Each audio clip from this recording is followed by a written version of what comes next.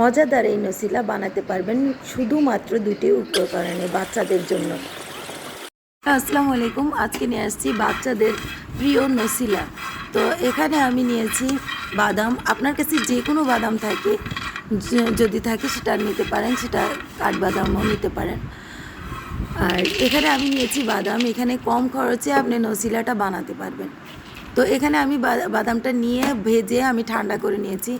ঠান্ডা করার পরে এটাকে দেখেন, আমি যেগুলা ভালো এই বাদামগুলি যেগুলা, ওগুলো বেছে বেছে নিয়ে পুরোটা আমি 1 কাপ এখান থেকে নিয়ে নিব। এখানে 2 কাপ বাদাম ছিল, যেগুলো ভালোগুলি এগুলো আমি নিয়েছি। আর যেগুলো ছোট ছোট থাকে ওগুলো আমি বাদ দিয়ে দিয়েছি। তারপরে এখানে আমি নিয়ে নেব এগুলাকে আমি ভালো করে ছিলে নিয়েছি। ছিলে তারপরে এখানে আমি ব্লেন্ডার জারে নিয়ে নেব এগুলা।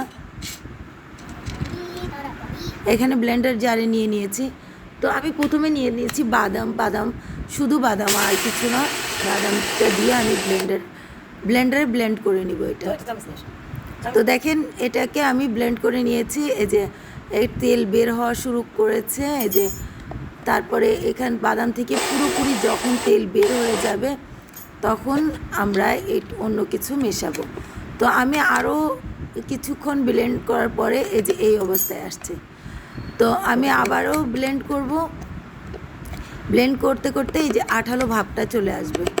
এখানে তেল ছেড়ে দেওয়া শুরু করেছে এখনই। তো আমি এইভাবে 2-3-4 সেকেন্ড মতন করে আমি ব্লেন্ড করে নেব।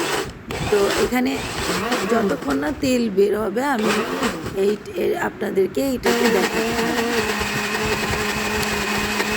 তো এখানে আমি আরও কিছুক্ষণ ব্লেন্ড করে নিচ্ছি।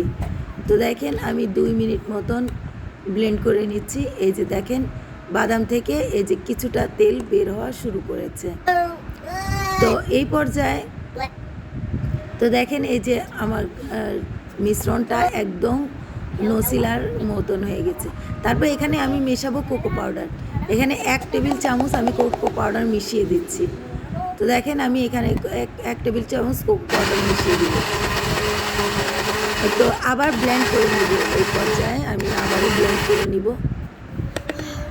তো এখানে আমি চিনি মিক্স করব। তারপর আপনি সব কিছু একসাথে মিক্স করতে পারেন। তো আমি আস্তে আস্তে কিছুক্ষণ ব্লেন্ড করে নেব, আবার চিনি দিয়ে মিক্স করে নেব। তো আমার প্রায় হয়ে আসছে। তো আমার নসিলা দেখেন রেডি। তো দেখেন দেখতে কতটা সুন্দর হয়েছে। এই যে আমার নসিলাটা রেডি হয়ে গেছে। এটা পাউরুটির সাথে কিংবা রুটির সাথে যে কোনোর সাথে বাচ্চাদেরকে সার্ভ করতে পারবেন। তো কেমন লাগলো? আল্লাহ হাফিজ।